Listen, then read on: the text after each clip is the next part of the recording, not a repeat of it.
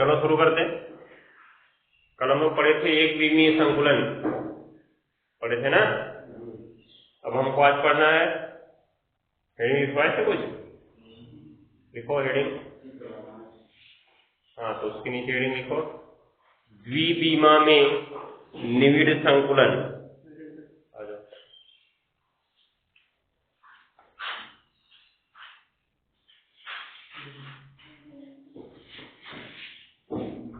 द्विविमा में निविड़ संकुलन,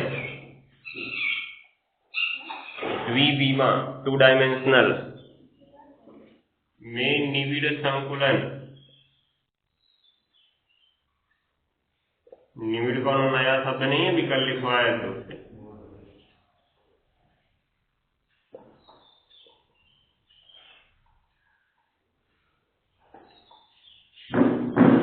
द्विविमा में निविड़ संकुलन हो गया।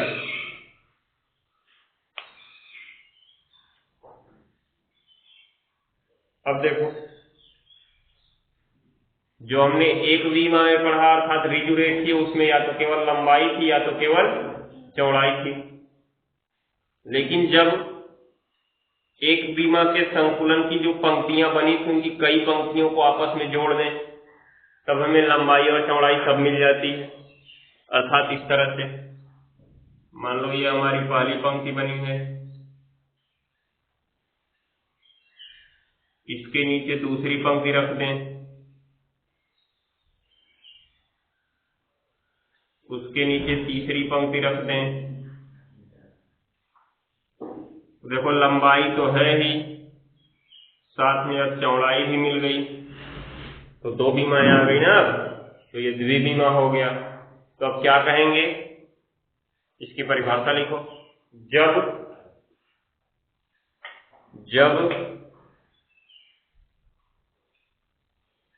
एक विमीय संकुलन की, जब एक विमीय संकुलन की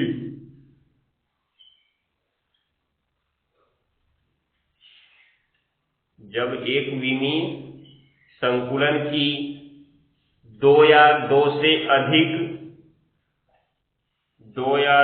अधिक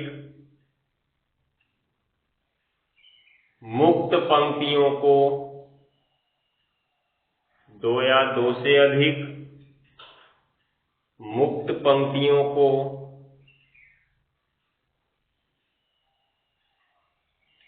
दो या दो से अधिक मुक्त पंक्तियों को परस्पर स्पर्श करते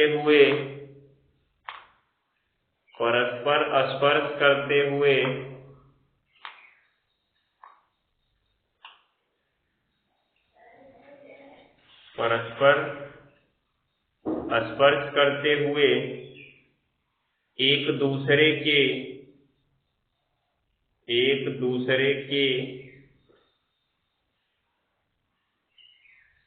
ऊपर या नीचे रखा जाता है, एक दूसरे के ऊपर या नीचे रखा जाता है,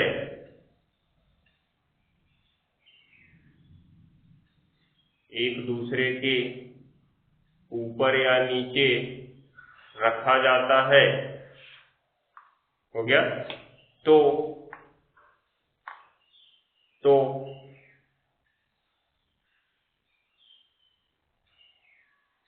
एक तल का निर्माण होता है, एक तल का निर्माण होता है, एक तल का निर्माण होता है, जिसे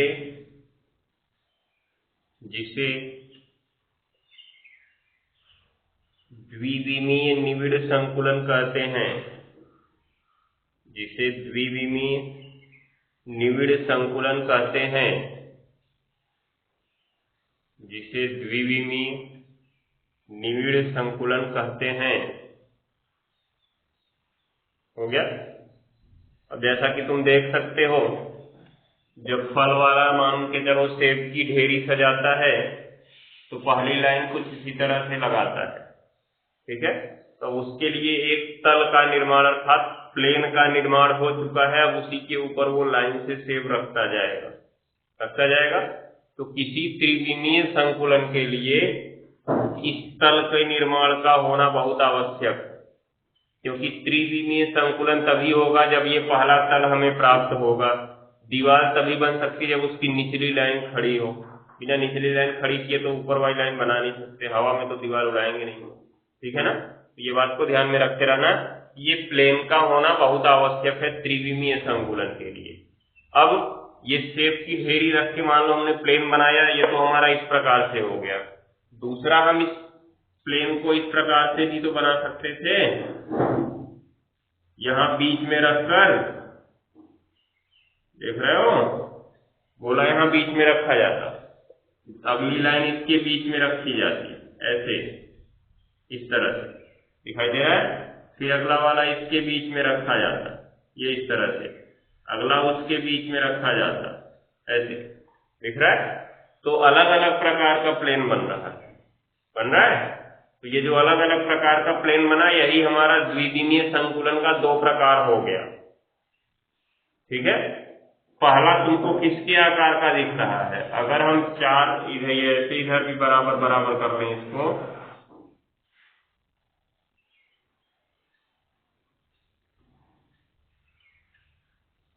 तो ये तुम्हें कैसी आकृति दिख रही है, वर्गाकार आकृति दिख रही है। और इसमें एक गोला अपने पास वाले चार गोले के संपर्क में होगा। इसके सब कितने गोले के संपर्क में होगा, जैसे मान लो अगर हम इस गोले को उठाएं, ध्यान से देखना, तो देखो ये अपने बगल वाले से एक, अपने नीचे वाले से दो, अपने इधर वाले से तीन और अपने इस वाले से कितना, चार गोले के संपर्क में है ना।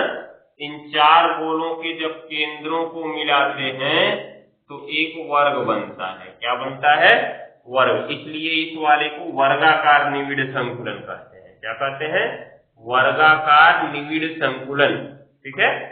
दूसरा वाले में देखो, अगर इस गोले को तुम उठा रहे हो तो यह देखो यहाँ पे हमने थोड़ा सा इसको गलत बनाया, ये इस तरह से जाएगा, इसको संपर्क करते हुए, ठीक है ना। तो अगर हम इस गोले को उठाएं तो ये कितने गोले से संपर्क में, इसी प्रकार से ये वाला भी यहाँ पे संपर्क करेगा। तो ये गोला देखो, एक अपने बगल वाले से संपर्क किया, एक यहाँ से संपर्क किया, दो, एक यहाँ से तीन, ये वाला चार, इसके नीचे पांच, इसके नीचे छह, कितने से संपर्क कर लिया, छह से। अब जब इन छह के केंद्रों को मिला दिए तो एक कैसी आकृति बन गई, ये क्या है, षटकोण है ना ये, तो ये खटकोणीय आकृति बन गई। इसलिए इसको हम खटकोणीय निविड़ संकुलन कहते हैं। तो जो हमारा द्विविमीय संकुलन है वो दो प्रकार का निकल के आया। पहला प्रकार कब बनेगा, जब पहली पंक्ति का गोला दूसरी पंक्ति के गोले के ठीक ऊपर या नीचे रखा जाए। देखो पहला पंक्ति का गोला तो उसके ठीक नीचे रखा गया है ना, तब हमें वर्गाकार मिलेगा। और जब दूसरी पंक्ति का जो गोला है पहली पंक्ति के बीच में जो जगह बची थी अर्थात उसके अवनमन अर्थात दबे हुए भाग में दूसरी पंक्ति के गोलों को जब रखा जाएगा तब हमें खटकोणीय निविड़ संकुलन मिलेगा। तो हम यहाँ से इसका दोनों प्रकार पढ़ते हैं, ये दोनों बहुत इंपॉर्टेंट हैं, यही ज्यादा करके पूछा जाता है। तो अब लिखेंगे हम लोग, कहां तक लिख लियो,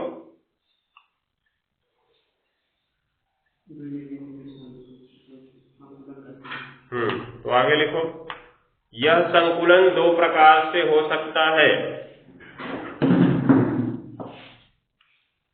यह संकुलन दो प्रकार से हो सकता है।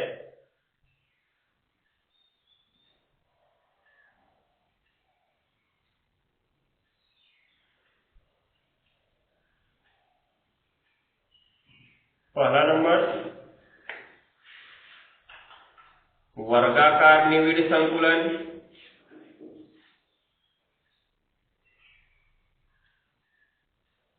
वर्गाकार निविड़ संकुलन।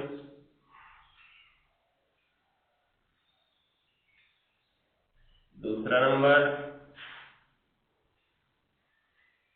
खटकोणीय निविड़ संकुलन, खटकोणीय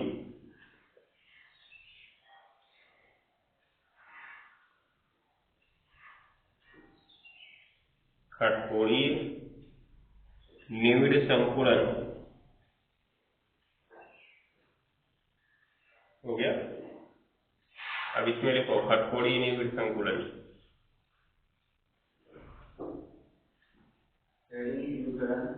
हेडिंग अरे हेडिंग खटकोणी नहीं, पहले वर्गाकार से शुरू करो। वर्गाकार निविड़ संकुलन, वर्गाकार निविड़ संकुलन।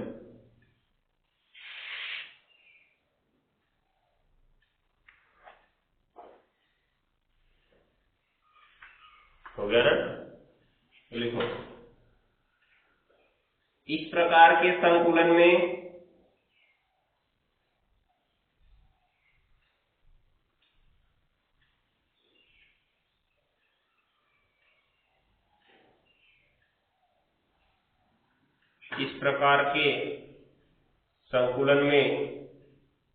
हो गया, दूसरी पंक्ति के गोले दूसरी पंक्ति के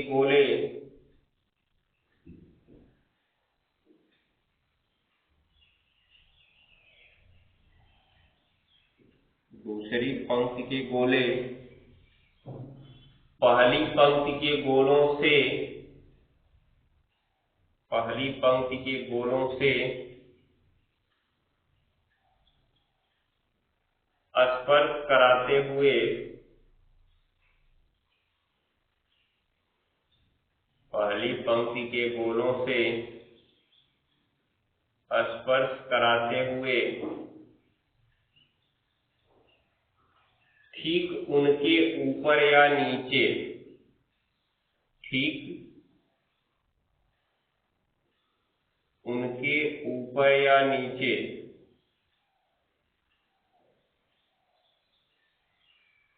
ठीक उनके ऊपर या नीचे रखे जाते हैं, ठीक उनके ऊपर या नीचे रखे जाते हैं। हो गया ना? जैसे अब ये वाला हम लोग बनाएंगे, तो पहली पंक्ति का गोला बनाओ, इसको थोड़ा सही तरीके से दिखाया जाए। लगभग सभी गोले तुम्हारे समान आकृति के होने चाहिए।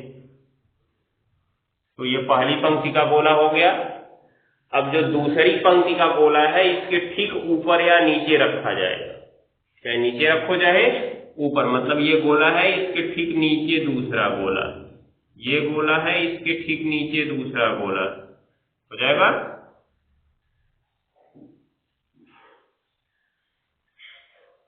फिर ये गोला है, इसके ठीक नीचे दूसरा गोला, इसके ठीक नीचे अगला गोला, इसके ठीक नीचे अगला गोला।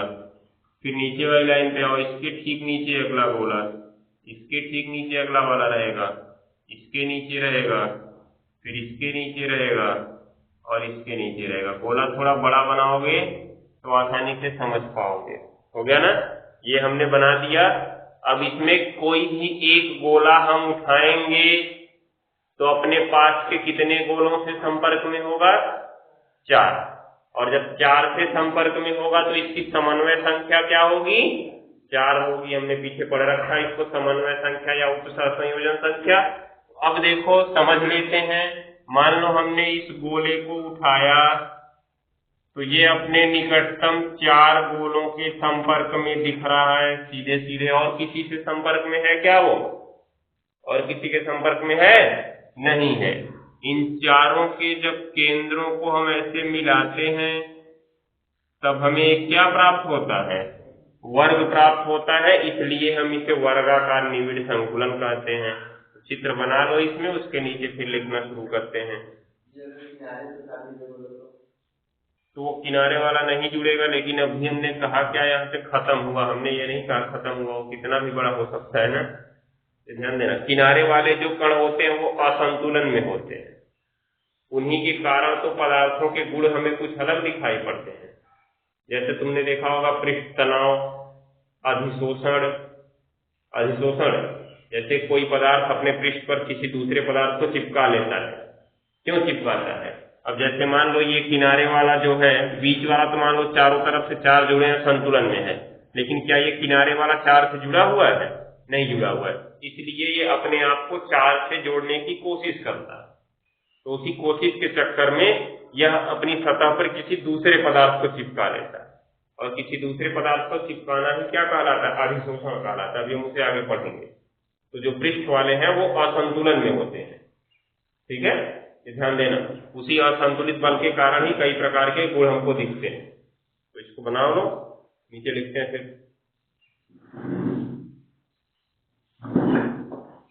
लिखो, चित्र के नीचे लिखो। अभी छोटा छोटा चित्र मत बनाया करो, बड़ा बड़ा बनाया करो। चित्र जब भी अपनी कॉपी में बनाओ तो स्पष्ट बनाओ, जिससे कभी भी देख के उसको समझ सको। चलो नीचे लिखो। घटक कणों के इस प्रकार के संकुलन में, घटक कणों के इस प्रकार के संकुलन में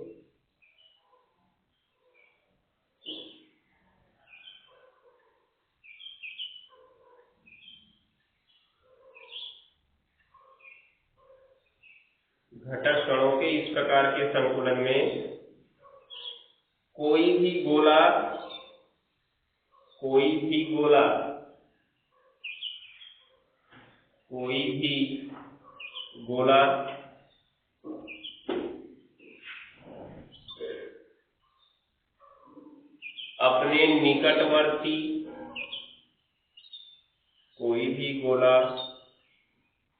अपने निकटवर्ती, कोई भी गोला अपने निकटवर्ती चार गोलों के संपर्क में होता है। कोई भी गोला अपने निकटवर्ती चार गोलों के संपर्क में होता है।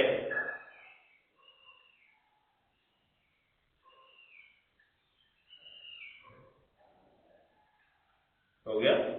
आगे काली पेन से लिख लेना।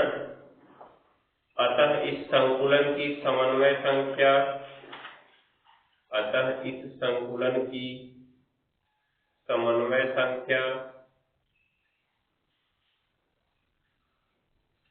चार होती है।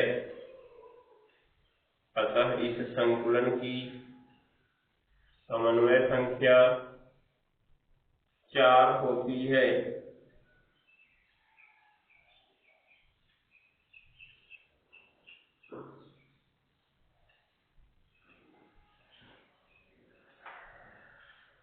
हो गया ना?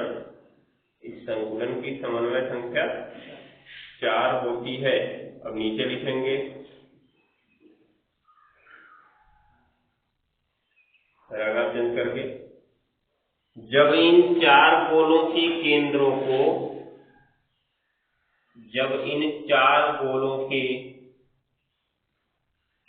को आपस में मिलाते हैं,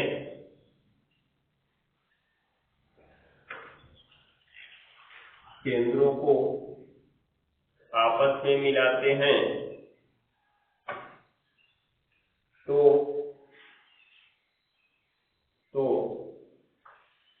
एक वर्ग प्राप्त होता है।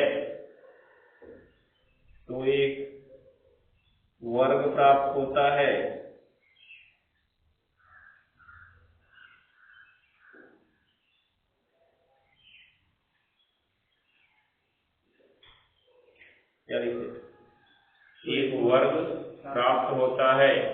हो गया ना? इसलिए इस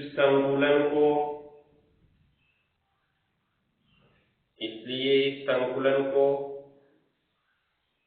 वर्गाकार निविड़ संकुलन कहते हैं। इसलिए इस संकुलन को वर्गाकार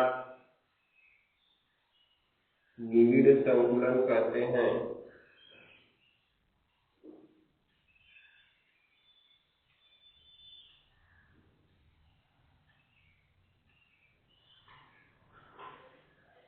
इसलिए इस संकुलन को वर्गाकार निविड़ संकुलन कहते हैं। हो गया ना? बस अब नीचे एक सिंगल इंडिकेट पॉइंट लिखना काले पेन से, इंपॉर्टेंट।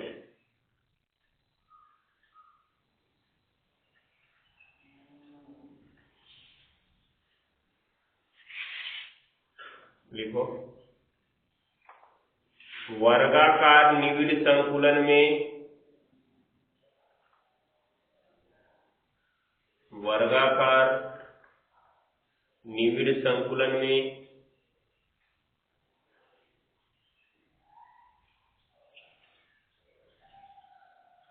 वर्गाकार निविड़ संकुलन में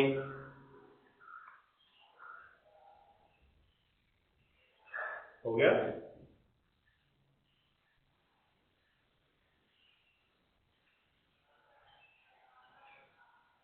,52.4% स्थान वर्गाकार निविड़ संकुलन में 52.4% स्थान भरे होते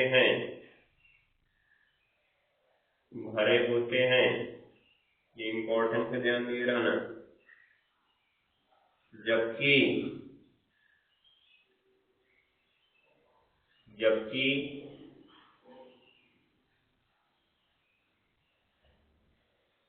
47.6% स्थान, जबकि 47.6% स्थान खाली होते हैं। इसका अर्थ क्या है? कहने का मतलब, हमने ये वर्गाकार निविड़ संकुलन इतने में बनाया है, अर्थात इसका आयतन हम कहें तो इतना है। यहाँ पे तो आयतन कह नहीं सकते हैं, क्षेत्रफल कह सकते हैं इसको हम। क्यों? क्योंकि द्विविमीय आकृतियों का आयतन नहीं होता है। आयतन होने के लिए मोटाई का या ऊंचाई का होना आवश्यक है, जो कि इसमें नहीं होती। ये तो द्विविमा है, तो लंबाई और चौड़ाई ही तो है। तो अब देखो, इसने इतना क्षेत्रफल घेरा, ठीक है ना? अब क्षेत्रफल घेरा, तो जब इसमें घटक कण रखे तो क्या हर जगह पे घटक कण है? खाली स्थान भी है ना? तो जहां जहां पे घटक कण है उनको हमने कहा कि वो स्थान भर गया, और जहां जहां पे घटक कण नहीं है उनको हमने कहा कि वो स्थान खाली रह गया। ठीक है? तो जो स्थान भर गया उसका परसेंटेज 52.4% है। कहने का मतलब, अगर हमने क्षेत्रफल 100 लिया तो उसमें 52.4 भर चुका है और 47.6 खाली। देखो ये बीच बीच में सबके खाली दिख रहा है कि नहीं दिख रहा है? दिख रहा है। तो इन जब खाली स्थानों को सबको मिलाया जाता है तो वो कुल मिला के 47.6 हो जाते हैं, और जब भरे हुए स्थानों को देखा जाता है तो वो कितना होता है? 52.4। तो इसमें पूछा जा सकता है कि वर्गाकार निविड़ संकुलन में घटक कण कितना आयतन घेरते हैं या कितना स्थान घेरते हैं? घटक कण कितना स्थान घेरेंगे? 52.4%। और कितना रिक्तियां होती हैं? रिक्तियां मतलब रिक्त स्थान 47.6%। ये याद रखना है तुम्हें, इंपॉर्टेंट चीज है। तो ये समझ लीजिए कि स्थान भरा हुआ और रिक्तियां क्या है? जहां पर घटक कण है वो स्थान भरा हुआ है, और जहां पर घटक कण नहीं है वो स्थान क्या है? खाली है। इसका एक साधारण उदाहरण तुम लोग कंचा लेके देख सकते हो, अर्थात जो गोली खेलते हो, गोली को लाइन से रखते जाओ, ऐसे ऐसे खूब ढेर सारी गोली रख लो। अब उसके ऊपर तुम बालू डालो थोड़ा सा, और अवलोकन करो कि क्या बालू उसके ऊपर रह रहा है? दिख रहा है तुमको बालू? बालू उसमें डालो तो क्या गोली के ऊपर इकट्ठा होगा? कभी नहीं होगा।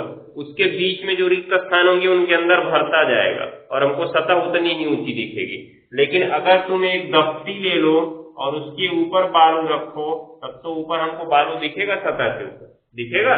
क्यों? क्योंकि उसने अपना पूरा स्थान भर लिया है, उसमें कोई स्थान खाली नहीं है कि उसमें बालू जा पाए। लेकिन जब इसको रखोगे उसमें खाली स्थान होते हैं जिसमें बालू अंदर चला जाता है। तो निष्कर्ष क्या निकला? इसमें खाली स्थान था इसलिए बालू अंदर चला गया, जबकि जो हमने दफ्ती वो भी तो एक प्लेन ही है कि नहीं है? उस पर जब हमने बालू को रखा तो क्या वो अंदर घुस गया? उससे नहीं घुसा। इससे निष्कर्ष क्या निकला? उसमें कोई खाली स्थान अर्थात रिक्तियां नहीं थी। लेकिन जो गोली हमने रखा उसमें रिक्तियां थी, उन रिक्तियों में वो बालू भर गया। इसी प्रकार से इसमें भी जो घटक कण व्यवस्थित होते हैं, किसी भी प्रकार से इनको व्यवस्थित करो, बीच में स्थान जरूर छूटेगा। चाहे तुम कैसे भी गोलियों को रख लो, किसी भी रूप में, चाहे इसी रूप में रखोगे तभी देखो स्थान खाली मिल रहा है, लेकिन कम मिल रहा है। खाली कम मिलने के कारण इसका जो स्थान भरने वाला होता है वो ज्यादा परसेंटेज होता है, और खाली परसेंटेज इसका क्या हो जाता है? कम हो जाता है। लेकिन खाली तो रहेगा चाहे कैसे भी तुम बना लो, ठीक है ना? तो ये वाले में ध्यान में रखना कि 52.4% भरा रहेगा और 45.6% खाली रहेगा। दूसरा हम लोग लिखते हैं खटकोणीय निविड़ संकुलन।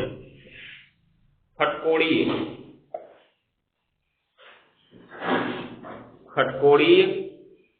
निविड़ संकुलन।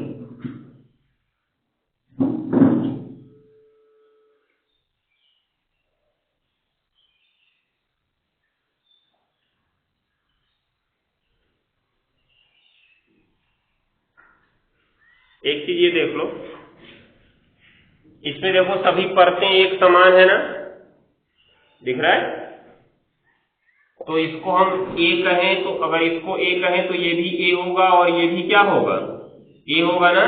तो उस चित्र के नीचे लिख लेना वर्गाकार निविड़ संकुलन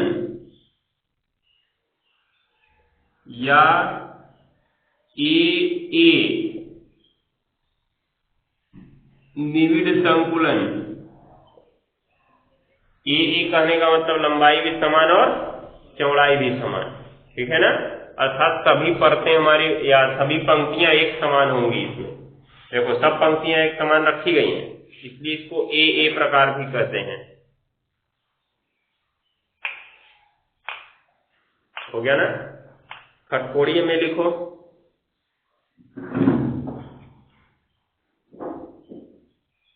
इस प्रकार के संकुलन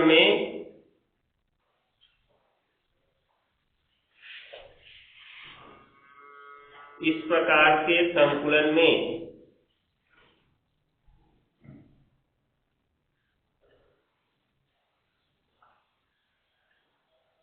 दूसरी पंक्ति के गोलों को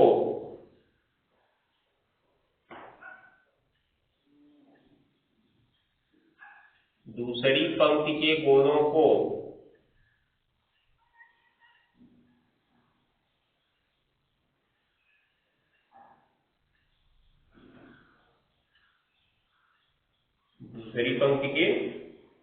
को पहली पंक्ति से या पहली पंक्ति के ऊपर या नीचे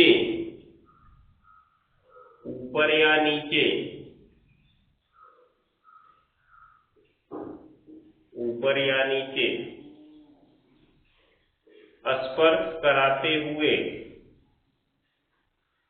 ऊपर या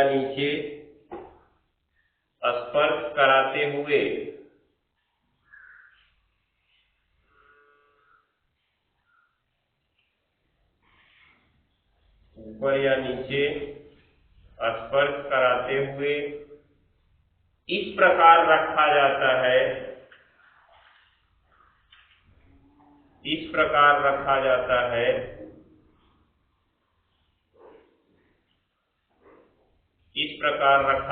है, कि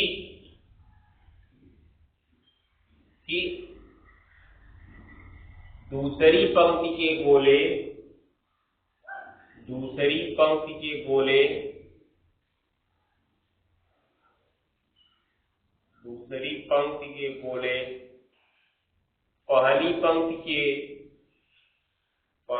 पंक्ति के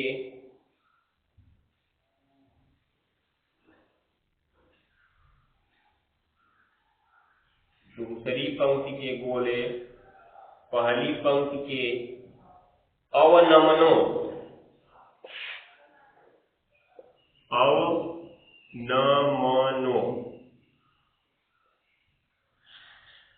अवनमनों कोष्ठक में लिख देना, अर्थात दबे हुए भागों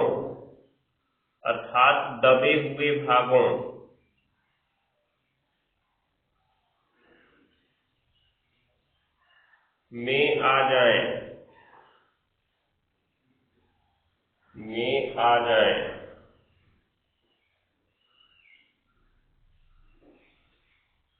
हो गया ना? जैसे देख लो, अब इसका चित्र देखोगे,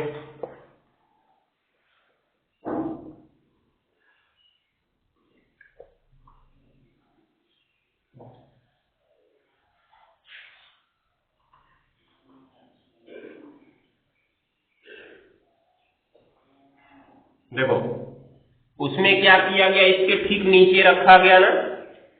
इसमें क्या करेंगे कि यहां से गए तो देखो ये दबा हुआ वो हिस्सा मिला कि नहीं मिला, तो यहाँ पे रखेंगे। जैसा सेब वाला सेब को रखता है, क्या ठीक सेब के ऊपर सेब रखता है वो?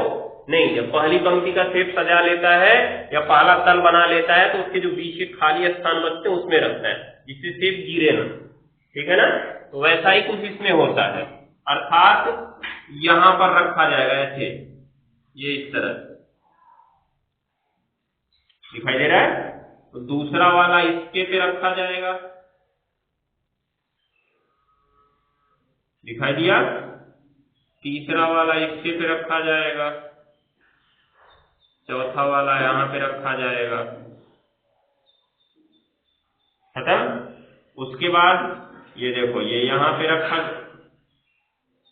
तीसरी पंक्ति का गोला यहाँ पे रखा जाएगा, तो इसके इधर भी एक गोला आ सकता है इसको स्पर्श करते हुए ऐसे।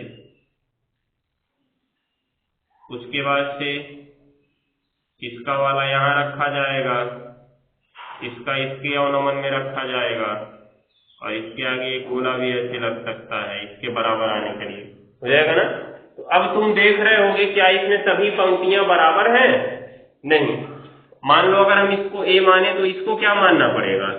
बी मानना पड़ेगा, फिर इसको ए मानना पड़ेगा, फिर आगे वाला जो आएगा उसको बी मानना पड़ेगा।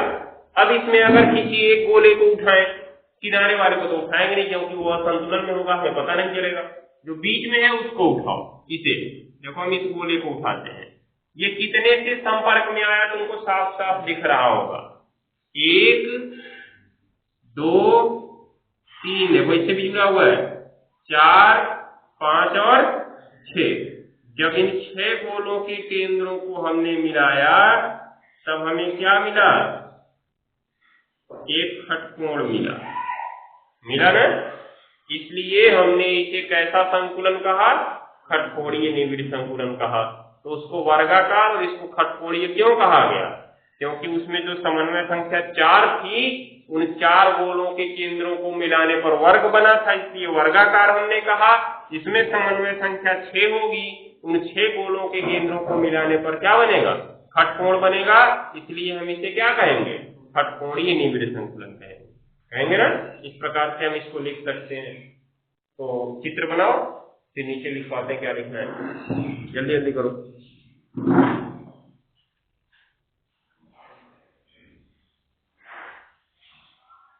ठीक है ना? खटकोणीय निविड़ संकुलन या एबी निविड़ संकुलन, एबी निविड़ संकुलन।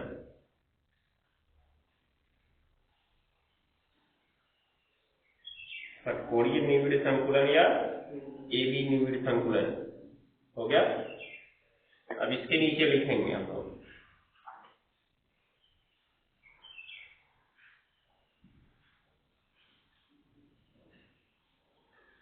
घटक कणों के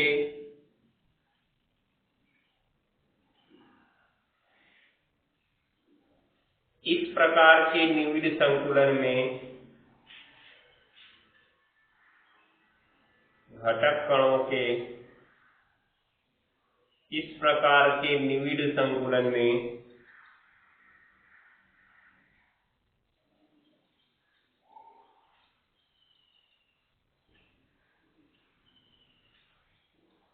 घटक कणों के इस प्रकार के निविड़ संकुलन में प्रत्येक गोला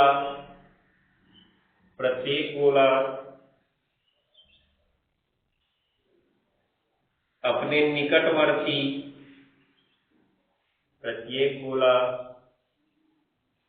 निकटवर्ती छह गोलों के संपर्क में होता है।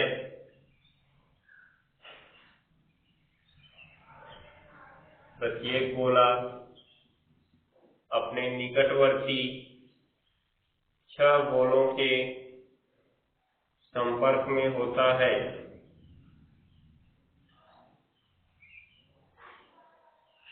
प्रत्येक गोला अपने निकटवर्ती छह गोलों के संपर्क में होता है।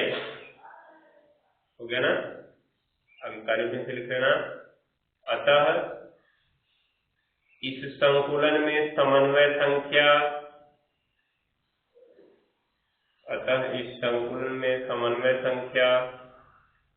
6 होती है।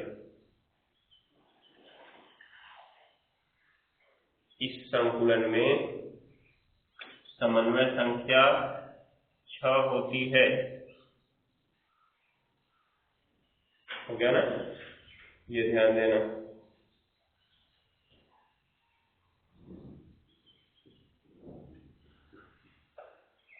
अब नीचे लिखेंगे, इन छह गोलों के केंद्रों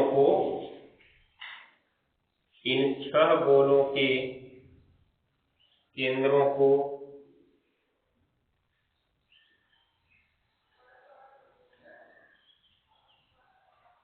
आपस में मिलाने पर इन छह गोलों के केंद्रों को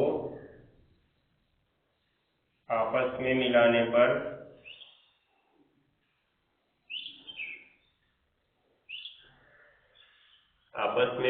पर एक खटकोण प्राप्त होता है। एक खटकोण प्राप्त होता है।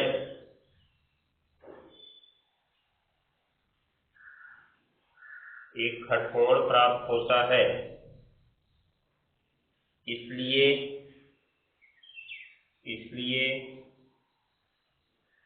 इसे खटकोणीय निविड़ संकुलन भी कहते हैं। इसलिए इसे खटकोणीय निविड़ संकुलन भी कहते हैं।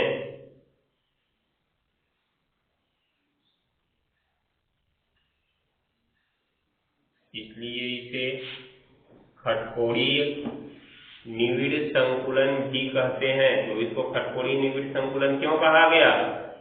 क्योंकि इसमें जो प्रत्येक गोला होता है अपने निकटवर्ती छह गोलों के संपर्क में होता है, और उन छह गोलों के जब केंद्रों को मिलाया जाता है तो हमें एक क्या मिलता है? खटकोण मिलता है ना? ये ध्यान में रखना। इसलिए इसको खटकोणीय निविड़ संकुलन कहा गया। अब इसमें कितना स्थान भरा होगा, कितना खाली होगा? कुछ भी भरा होगा, लेकिन उससे ज्यादा भरा होगा, क्योंकि उसमें ज्यादा स्थान खाली दिख रहा था।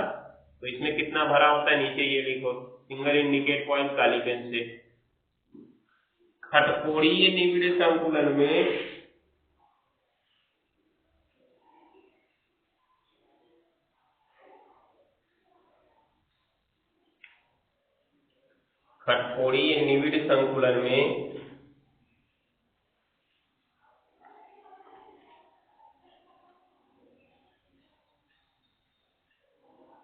खटकोणीय निविड़ संकुलन में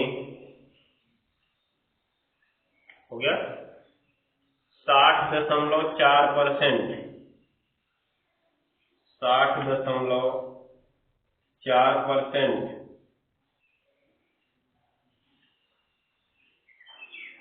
स्थान भरे होते हैं।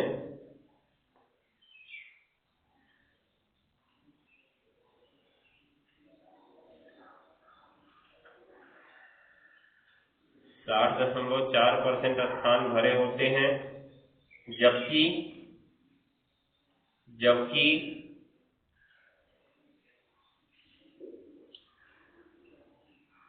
39.6% स्थान खाली होते हैं, जबकि 39.6% स्थान खाली होते हैं या रिक्त होते हैं। हो गया। अब त्रिदिनीय वाला इसका नहीं पढ़ाएंगे, अब हम लोग पढ़ते हैं अंतराकाशी रिक्तियां। तो अगली हेडिंग लिख दो, अंतराकाशी रिक्तियां। अंतराकाशी रिक्तियां, हो गया ना। अब अंतराकाशी रिक्तियां क्या है? जो ठोस के क्रिस्टल है उसमें जो खाली स्थान है उन्हें हम अंतराकाशी रिक्तियां कहते हैं। ठीक है। अब ये रिक्तियां कई प्रकार की हो सकती हैं, जैसे त्रिकोणीय हो सकती हैं, 3 कोने वाली दिख सकती हैं, दिख रहा है, चतुष्फलक की हो सकती हैं, 4 फलक वाली दिख सकती हैं। ठीक है। अष्टफलक की होती हैं, 8 फलक वाली दिख सकती हैं। तो इन 3 प्रकार की रिक्तियों को हमें अब पढ़ना है, उसे कल पढ़ेंगे। चलो।